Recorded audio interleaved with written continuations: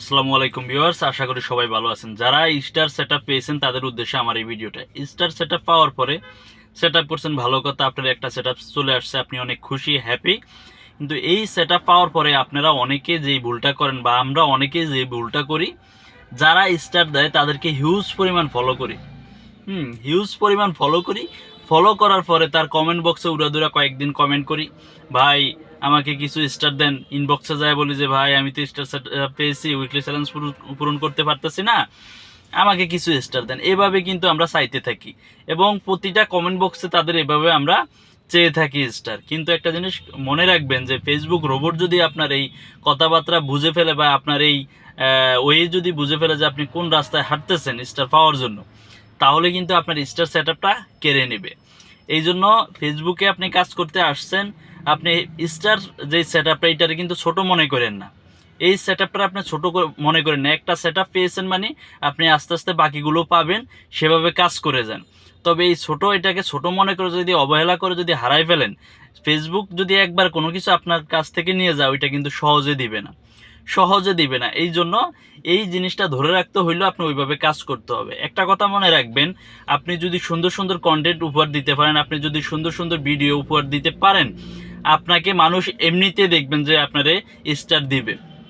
আর আপনার যদি ভিডিওতে ভালো ভিউ হয়, রিচ হয়, হ্যাঁ, দেখবেন যে এমনি এমনি স্টার চলে আসবে। এঙ্গেজমেন্ট যদি ভালো থাকে আপনার ভিডিও মানুষের সামনে যাবে।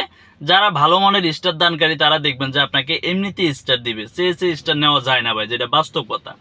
এবং আপনি আপনার কন্টেন্টের উপরে ফোকাস দেন, আপনি আপনার ভিডিওগুলোর উপরে ভালোভাবে কাজ করেন, দেখবেন যে আপনি সফলতা হওয়ার পরে দেখবেন যে স্টারের অভাব হবে না। বড় বড় যে কন্টেন্ট ক্রিয়েটার যারা আছে তাদের একটা লাইভে তারা 50-60 হাজারের উপরে স্টার পায়। কিভাবে পায়? তারা কন্টেন্টের উপর ফোকাস দিছে, তাদের ফেজটারে কিভাবে ভালো রাখা যায় ওইটার উপরে ফোকাস দিছে। তারা কিন্তু স্টার সেটআপ স্টারের উপর ফোকাস দেয় না।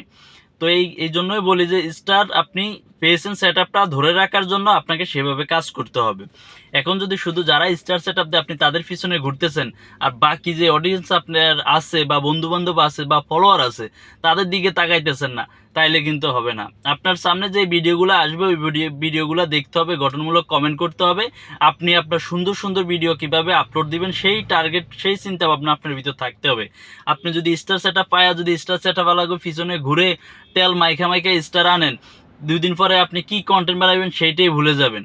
তো আর এগুলা না করে ভালো ভালো কন্টেন্ট উপহার দেন, কীভাবে ভালো ভিউ হবে, কিভাবে ভালো রেসপন্স পাবেন, মানুষের সামনে আপনার ভিডিওগুলো যাবে, এই বিষয়গুলো নিয়ে কাজ করেন। ফেসবুকে যদি সফলতা অর্জন করতে চান তাহলে দেখবেন যে আপনার স্টারের অভাব হবে না। স্টার দানকারী আপনার ভিডিওর জন্য অপেক্ষা করবে, কখন আপনার ভিডিও আপনি আপলোড দিবেন, আপনার ভিডিওতে তারা স্টার দিবে। ঠিক আছে, এইটার উপরে ফোকাস করেন। একটা কথা আছে না, প্রজাপতির পিছনে ছুটে লাভ নাই, ফুলের চাষ করে দেখবে প্রজাপতি তোমার পিছনে ছুটবে।